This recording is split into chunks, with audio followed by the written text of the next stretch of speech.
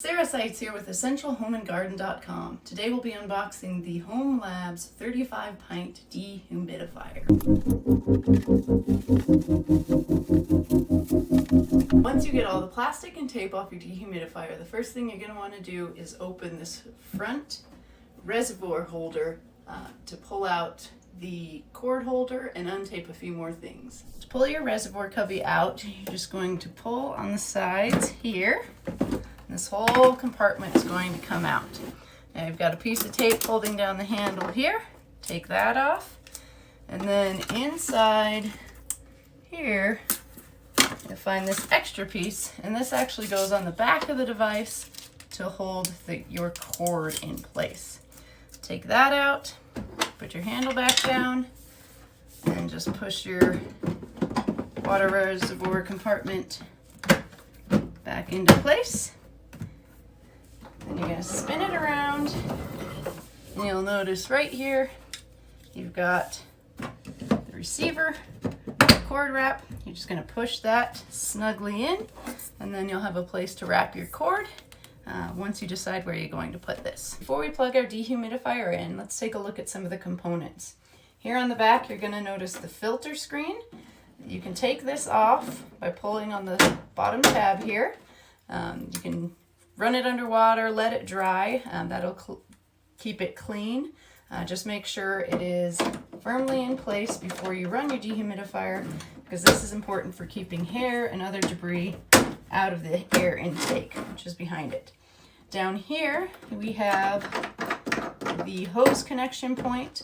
This is if you're going to be automatically draining this via gravity to a drain or out a window or anything like that.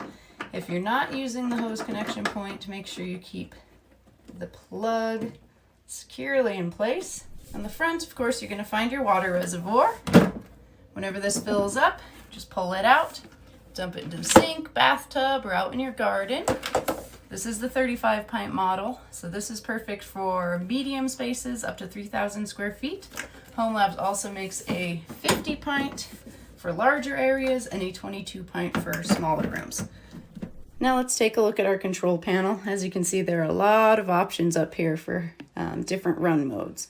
When you first press the power button out of the box, it's going to default to continuous and turbo mode. So the fan's going to be on high.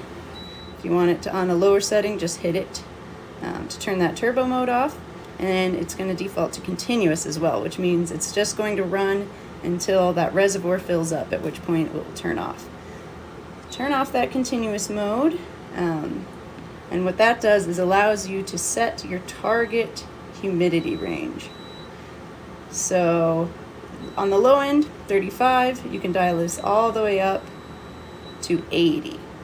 And it'll run until it hits that set humidity range, and then it's going to turn off once it gets there. Your other option here is to use the comfort mode. And what this does is automatically sets a target range based on the temperature of the room. So the warmer the room, the lower the target humidity range, the cooler the room, the higher the range. So that's a great way if you're just looking to make your room more comfortable.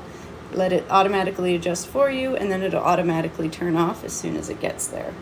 Your other option here is to use the timer function.